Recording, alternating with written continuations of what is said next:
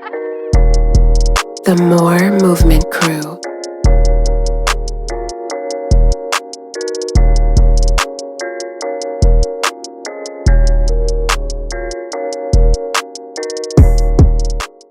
Welcome to the More Movement Crew podcast. This is episode 9. I'm your host, Kanina Porter, and thank you for joining us.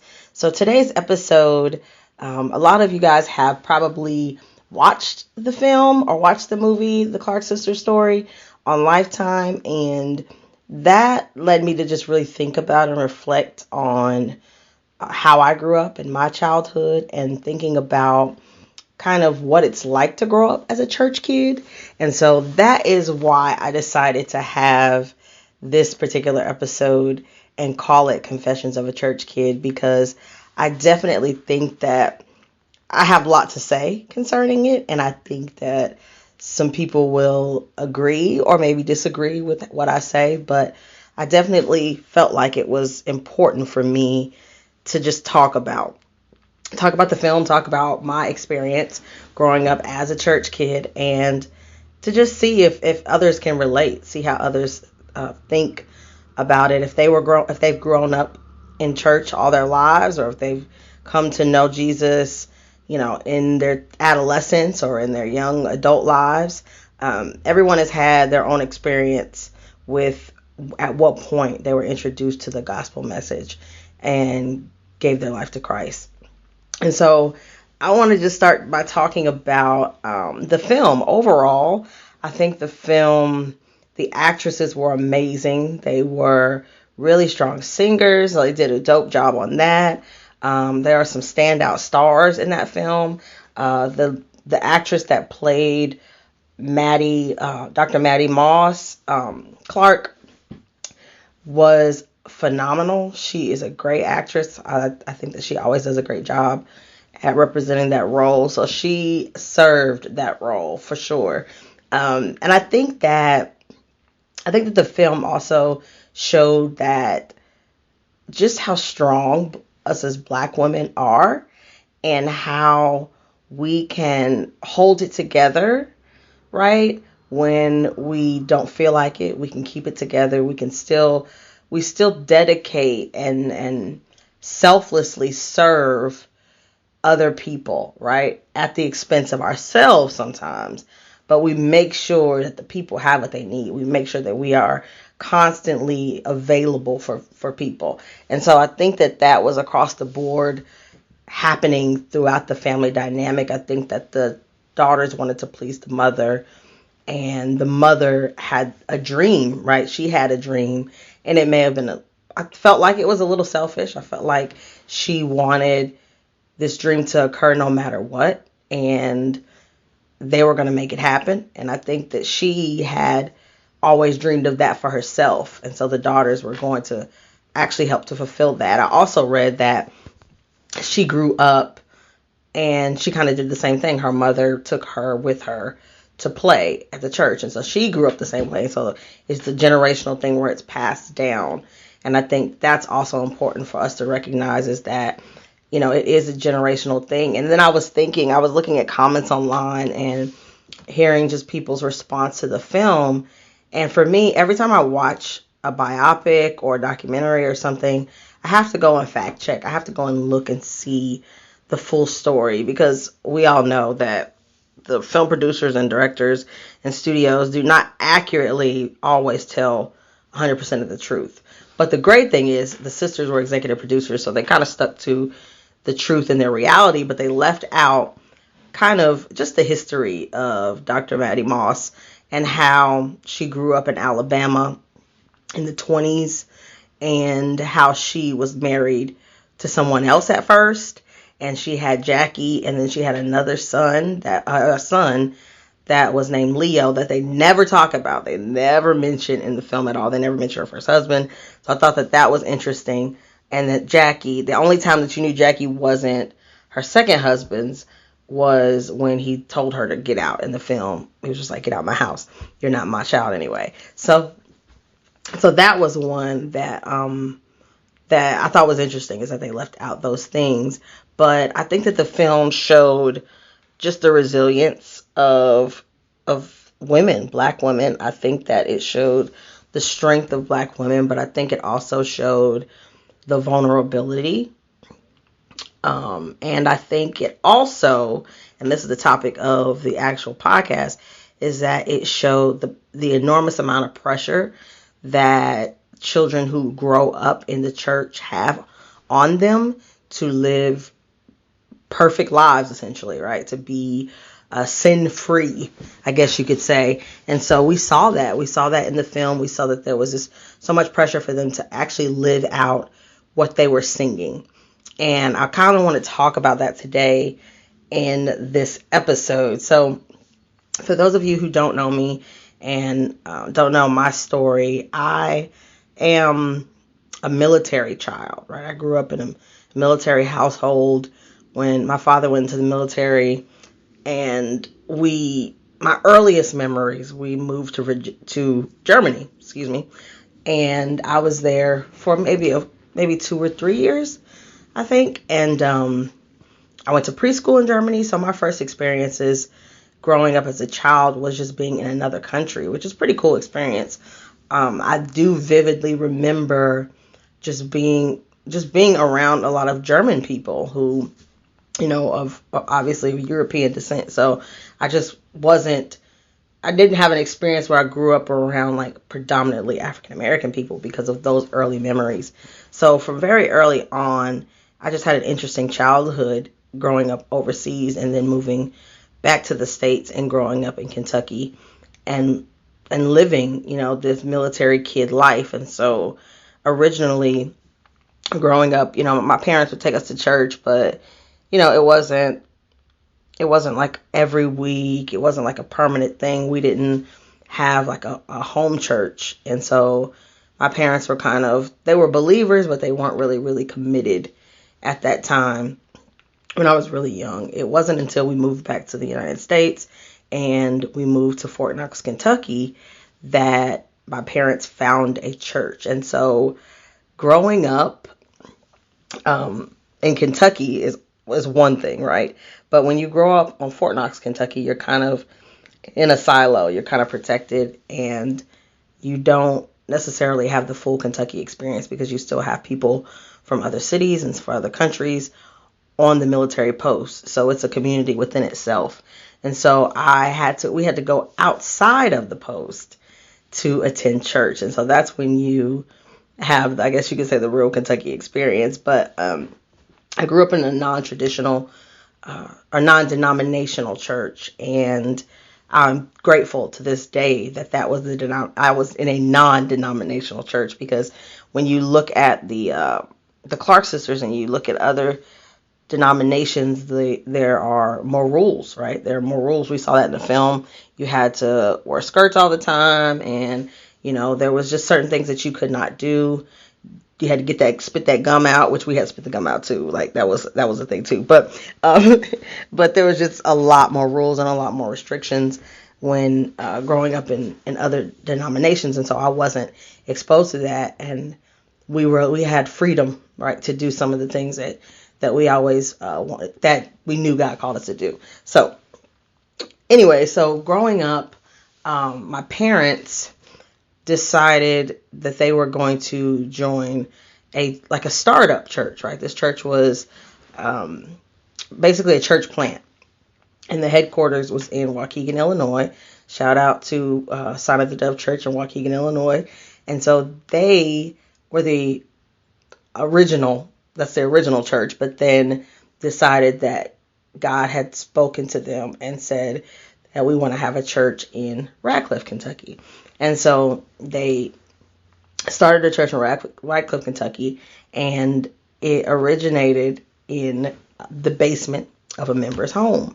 And growing up with that experience, I was younger, so it just seemed like, this is what we do. This is what we're doing. This is what we do.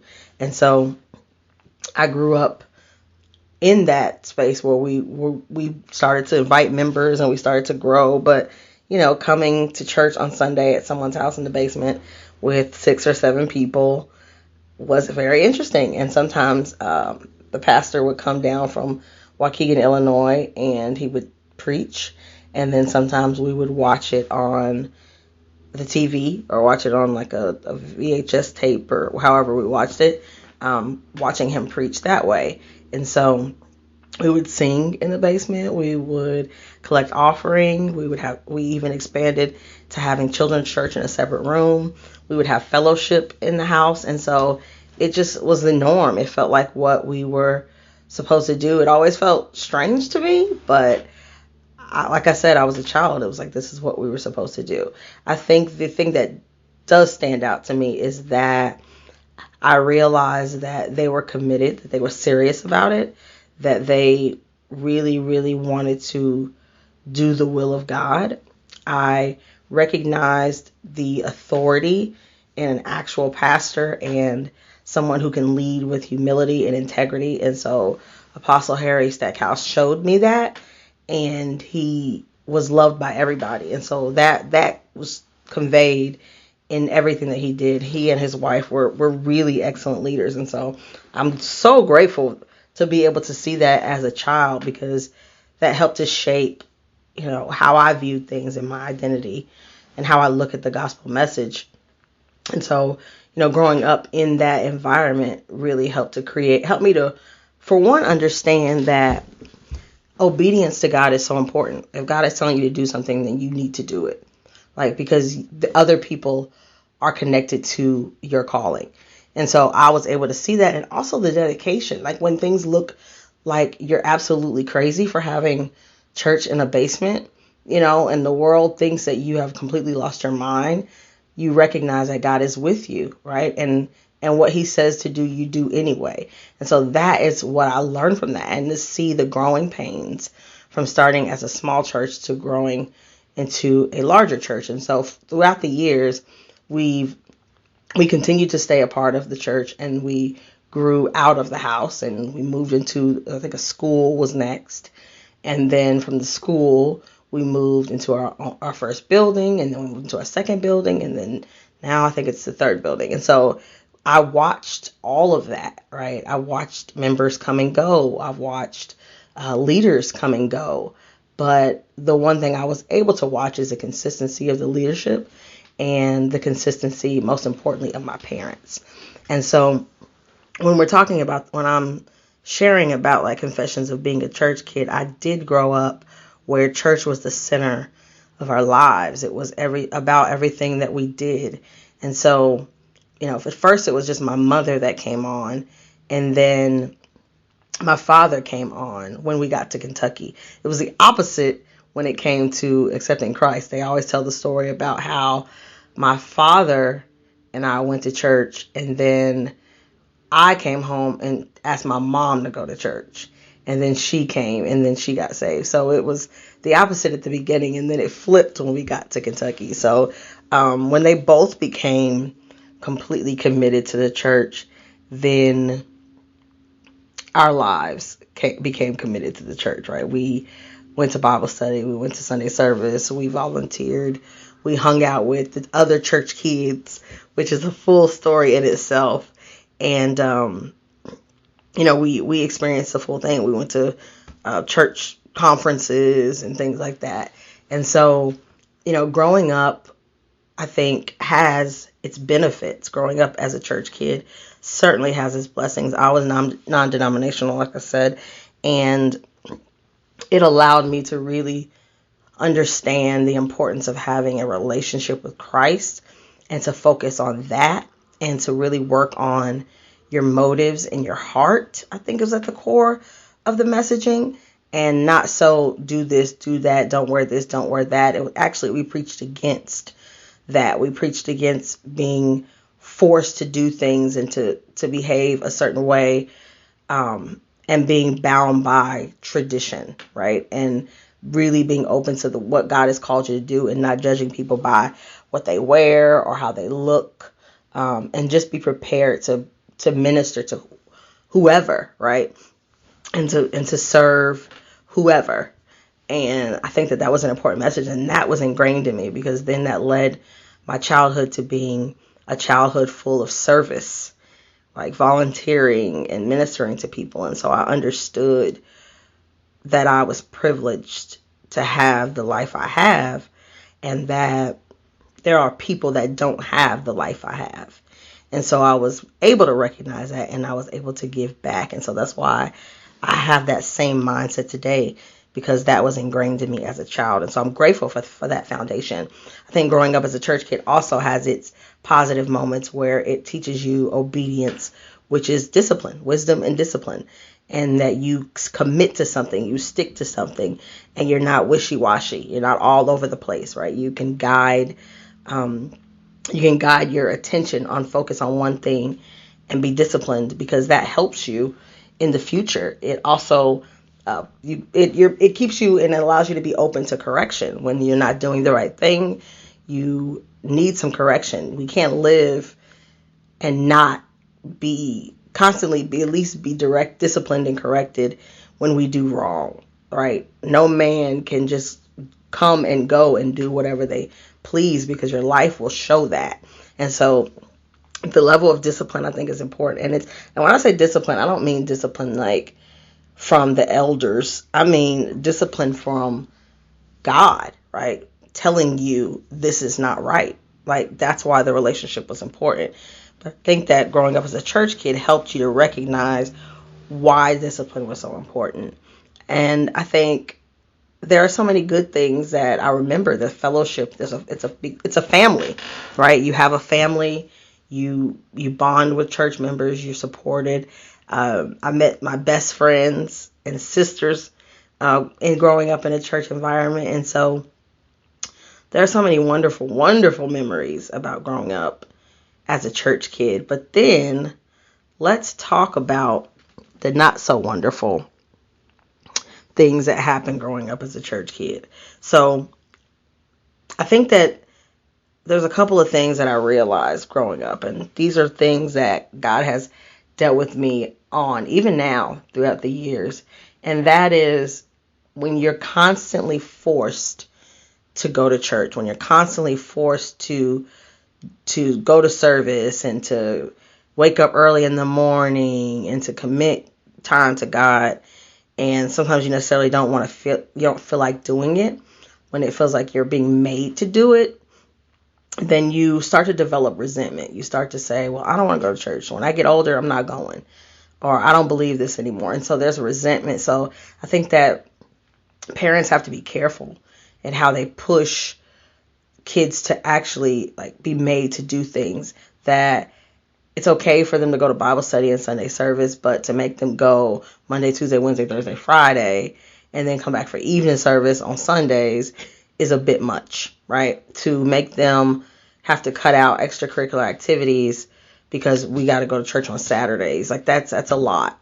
And I think that we have to create a balance for our children, or they're going to grow up and resent the church and resent and ultimately push their relationship with God to the backside and began to focus on other things because they were forced to actually do these things. And so we have to create this balance, because it's driving them away instead of pulling them close.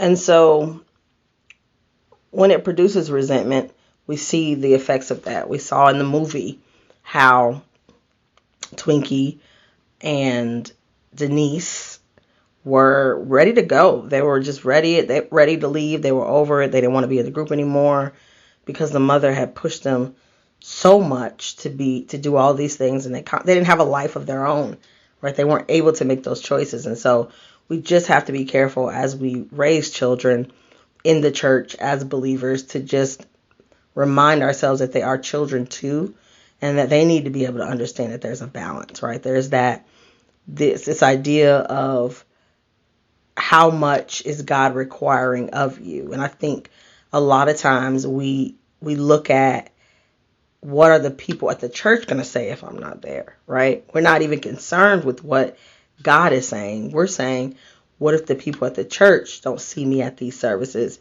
They're going to think I'm not as strong of a Christian. And so that's what we have to be mindful of. What is God saying? Sometimes God says you need to stay at home with your family, right? Sometimes God is saying you need to have some rest. You need to go on vacation. Sometimes God is saying you can sit this one out. you're sick. Sometimes God is saying stay in the bed. So those are things that we have to think about. And if we're truly listening to the voice of God, then we will be in line, right? We will have order.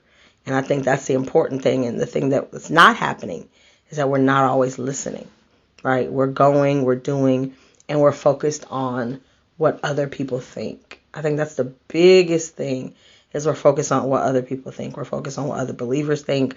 We're focused on people who are not believers, and how are they going to judge me if I decide to do this? And so we have to just really be delivered from people. And we have to recognize that at the end of the day, the only person that we are responsible to is God. And how does God feel about what I'm doing, what I'm saying, how I'm behaving? And so that, I think, is what's most important. Another thing that also is a negative thing that sometimes can happen when you are raised up as a church kid is that the stories in the Bible no longer become God-breathed words to you, right? It becomes fairy tales. It becomes folklores because you've heard the story about Noah and the ark 1,000 times, that it becomes just another story that you don't believe. You don't look at it as this is how God is displaying how God is protecting his people, how God is preserving a generation, how he is preserving, the animals and protecting the species. You don't see all of that, and how that is connected to every other story all the way up until the crucifixion of Christ and him raising from the dead. So we don't see how all of these things are precursors to the Messiah coming, right? And so it becomes child stories, right? It becomes fables that you read and that you hear, and that's the honest thing. And so even as an adult, as 37, I'm having to go back and read those stories. And now we're doing the Bible project. So if you are interested in reading the Bible all the way through and you want to plan, there's the Bible project, and it's on the Bible app, and it allows you to just read a couple stories a day until you've gotten the whole story. But when you read it that way, you understand the full story. And so now it has so much more meaning and importance to me at this place in my life, because now I fully understand the message. I recognize, what it means. And so I think that is one of the dangers, is that when we're constantly around it, it becomes just our culture, right? It's what we do. It's what we say. I say amen because everybody says amen. We say hallelujah because that's what we say, right? We have the church sayings, right? There's so many church sayings, like let the church say amen. And now we got this won't he do it, and all of these things. What is the other one? The one, I can't remember. There's a couple that we say all the time. And I know I probably, if I wasn't doing this recording, I probably could just round off all of them. All the time, God is good. God is good all the time. All the time, God is good. That's one. But those are just things that we say. And so we just think that it's just a part of the culture, right? And we have to be careful. And I'm really speaking to people who have grown up in the church and people who spent most of their life raised in the church in any denomination, that we have to be careful that we don't put ourselves in a box where we are living based on tradition and religion, because God is constantly doing a new thing. God doesn't do the same thing the same way over and over and over and over again, right? Now, what he does do is he sticks to his promises. He sticks to the things that he commands us to do. Those never change, right? But he does things differently. And so we are not designed to do everything the same way, or we would have been made that way. And so we have to sometimes, as believers and have been raised a certain way, to step out of it, to come out of it, and to have our own experience with Christ, and to say, okay, God, what are you calling me to do? It's probably not going to look like what my parents have done or my grandparents have done. It is going to be something different and something unique. And so that's where I am in my life, is that I am finally looking at my relationship with Christ as my own. And I discovered that when I got sick, because that is where I had to draw the line. I had to say, okay, I was raised in the church, but do I believe in my parents' God, or is he God for me, right? Am I going and relying on the faith of the pastor, on the faith of my parents? Or do I believe this to be true when there's nobody that can help me? And so I was at that place where there was no one that could help me out of the situation, right? There was no one that could make the decision for me. And I talk about that in the book. So if you don't have the book, you might want to check it out. We're in quarantine, so it'll be a perfect time to read it. I'll put a post at the end of this vlog for you guys who want to check it out and buy it online. But there was no one else who could make that decision for me. And so I had to actually okay, we got to try this thing out. I got to actually put my faith in action and see if he is my God. And I say that now and I'm thinking, wow, that really did happen. But that's what it was. And so at that time in the hospital is when God really revealed to me that he is my God, that he has my back, that he is fighting for me, that he will fight for me. And so from that moment on, I understood that. And so everything that I had learned as a child was still relevant, but the relationship that I had with Christ now was so much more real, if that makes sense. So I think that we just have to be careful that we don't get caught up in the church culture of things, and we really start to be listening to what God is saying, because God is going to tell you to do some stuff that does not look normal, right? God is going to tell you to do some things that make you look like a crazy person, right? But he has a plan when he reveals that to you. And so how do we get ourselves in a place to where we're listening to God? I can give you a couple of podcast links if you want to really think about or just really work on how do I really listen to what God is saying. There are some great teachings around that.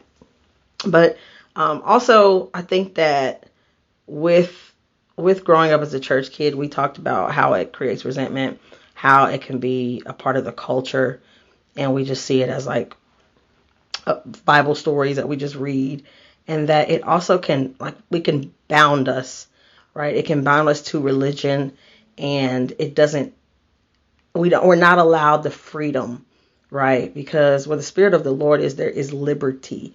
And so that doesn't require us to be stiff and to be stuck, right? And stuck is I don't even know.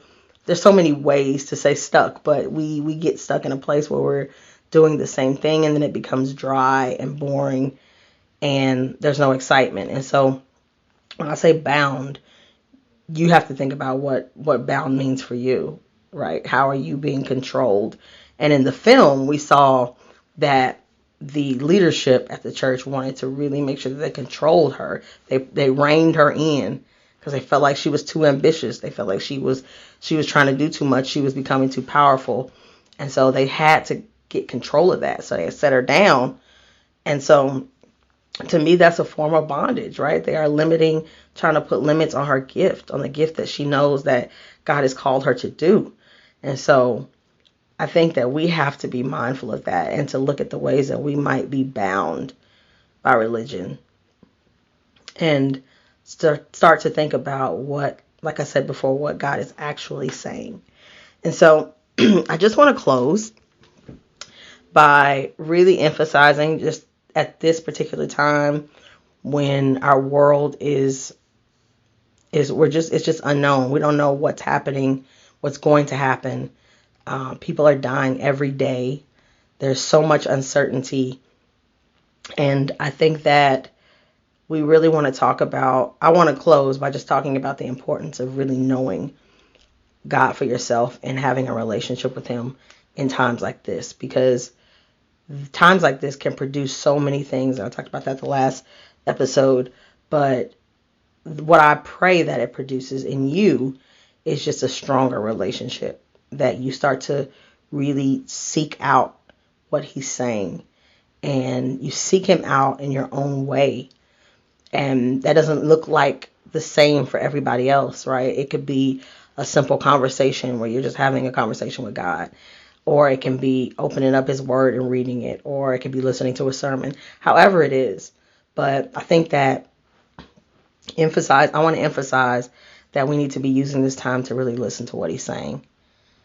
And if you haven't listened to what he's saying before, I definitely encourage you to do so. And we want to make sure that we are on the right path. We're on the right path now, and we're definitely set to be on the right path when we are done with this pandemic. And so I pray that this has blessed you. I pray that it has led you to question some of the things that you have thought. And I pray that it has just inspired you to kind of see and to view your relationship with Christ and to see how and why you should strengthen it a little bit more. So I thank you for tuning into this episode. Thank you for checking it out. I definitely want to hear your feedback and your comments. And I just hope that everybody is safe. I hope everybody's safe and healthy and of sound mind, right? And at peace and enjoying themselves and getting some sun. But most importantly, I hope everybody is blessed, and whoever listens to this is really touched by the message. So thank you for checking us out. I definitely want to invite you to subscribe to our channel if you have not subscribed to our YouTube channel, and go on over and like our Facebook page. We also have an Instagram, and you can check us out there as well. I'll put the links below this podcast, but thank you for tuning in, and until next time, be blessed.